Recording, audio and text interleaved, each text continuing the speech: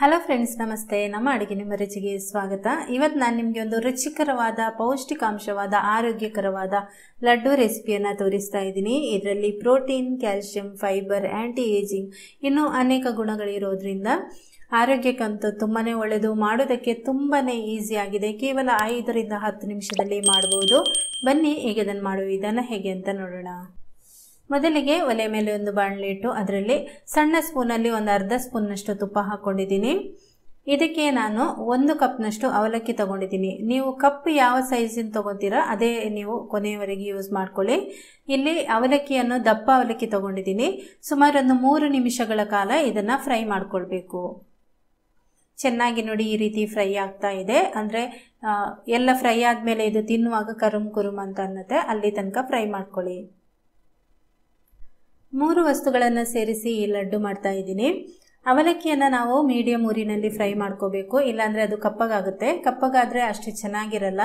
ಈ ಥರ ನಿಧಾನ ಉರಿಯಲ್ಲಿ ಫ್ರೈ ಮಾಡೋದ್ರಿಂದ ನೋಡಿ ಕಲರ್ ಈ ರೀತಿ ಚೆನ್ನಾಗಿರುತ್ತೆ. ಈಗ ಇದು ಫ್ರೈ ಆಗಿದೆ, ಒಂದು ಬಟ್ಟಲಿಗೆ ತೆಗಿತಾ ಇದ್ದೀನಿ. ಈಗ ಅದೇ ಬಾಣಲೆಗೆ ಅರ್ಧ ಟೀ ಸ್ಪೂನ್ನಷ್ಟು ತುಪ್ಪ ಹಾಕ್ಕೊಳ್ತಾ ಇದ್ದೀನಿ. ನಂತರ ಇಲ್ಲಿ ಅದೇ ಕಪ್ನಲ್ಲಿ 1 ಕಪ್ನಷ್ಟು ಮಖಾನ ತಗೊಂಡಿದ್ದೀನಿ. 1 ಕಪ್ ಫುಲ್ ತಗೊಂಡಿದ್ದೀನಿ. ಈ ಮಖಾನ ಅಂದರೆ ತಾವರೆ ಬೀಜ ಅಂತ ಹೇಳ್ತಾರೆ ನೋಡಿ, ಅದು.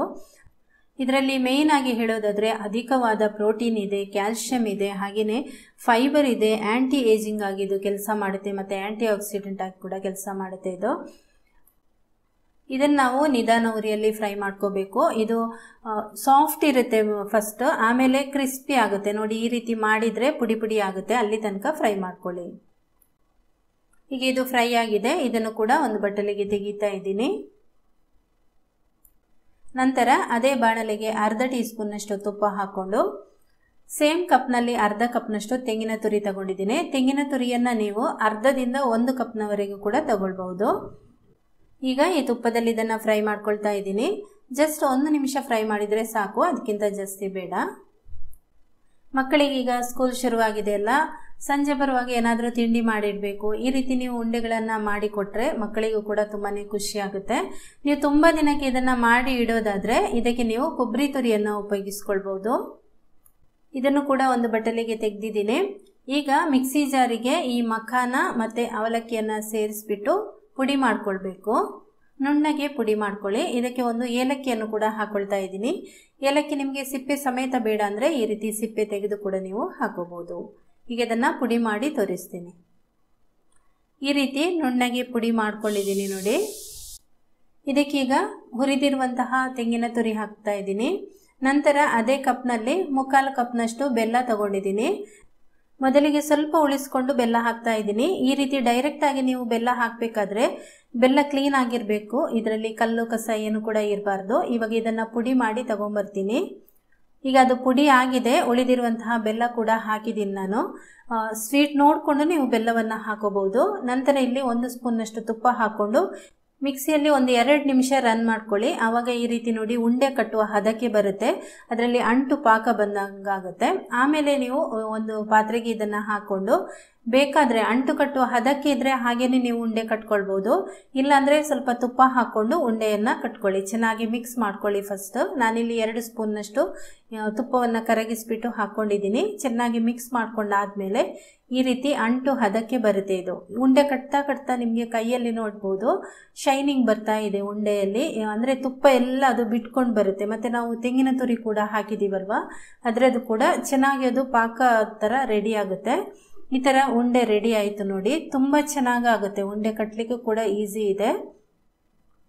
ನಿಮಗೆ ತುಪ್ಪ ಬೇಡ ಅಂದರೆ ಸ್ವಲ್ಪ ನೀವು ಆವಾಗವಾಗ ಅಂದರೆ ತಕ್ಷಣಕ್ಕೆ ಮಾಡೋದಾದರೆ ಸ್ವಲ್ಪ ಹಾಲು ಸೇರಿಸಿ ಕೂಡ ಉಂಡೆಯನ್ನು ಕಟ್ಕೋಬೋದು. ಈ ರೀತಿ ಉಂಡೆಗಳನ್ನು ನೋಡಿ ರೆಡಿ ಮಾಡ್ಕೊಳ್ತಾ ಇದ್ದೀನಿ. ಸುಮಾರು ಮೀಡಿಯಂ ಗಾತ್ರದ 6 ಉಂಡೆಗಳು ರೆಡಿ ಆಗಿದೆ. ಇಷ್ಟು ದೊಡ್ಡ ಉಂಡೆ ಒಂದಿನಕ್ಕೆ ತಿಂದರೆ ಸಾಕಾಗುತ್ತೆ. ಈ ತಾವರೆ ಬೀಜ ಆರೋಗ್ಯಕ್ಕೆ ಒಳ್ಳೆಯದು ಅಂತ ಜಾಸ್ತಿ ತಿನ್ನಬಾರ್ದು. ದಿನಕ್ಕೆ 1 ಅಥವಾ 2 ಇಡಿಯಷ್ಟು ತಿನ್ನಬೇಕು ಅಷ್ಟೇ. ಇದನ್ನು ನೀವು ಒಂದ್ಸರ್ತಿ ತಂದಿಟ್ಕೊಂಡ್ರೆ ತುಂಬ ದಿನ ಯೂಸ್ ಮಾಡ್ಕೊಳ್ಬೋದು.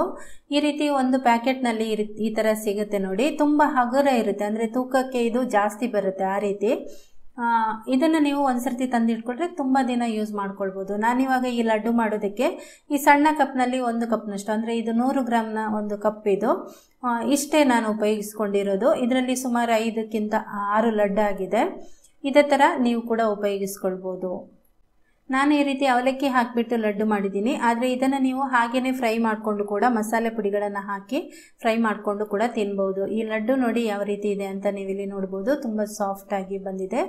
ತುಂಬಾ ಆರೋಗ್ಯಪೂರ್ಣವಾದ ಈ ಲಡ್ಡನ್ನು ಖಂಡಿತ ನೀವು ಕೂಡ ಮನೆಯಲ್ಲಿ ಟ್ರೈ ಮಾಡಿ. ಈ ವಿಡಿಯೋ ಇಷ್ಟ ಆಗಿದ್ರೆ ಒಂದು ಲೈಕ್ ಮಾಡಿ, ಶೇರ್ ಮಾಡಿ, ಕಮೆಂಟ್ ಮಾಡಿ. ಹಾಗೆಯೇ ನಮ್ಮ ಚಾನಲ್ಗೆ ನೀವಿನ್ನೂ ಸಬ್ಸ್ಕ್ರೈಬ್ ಆಗಲಿಲ್ಲ ಅಂದರೆ ದಯವಿಟ್ಟು ಸಬ್ಸ್ಕ್ರೈಬ್ ಮಾಡ್ಕೊಳ್ಳಿ.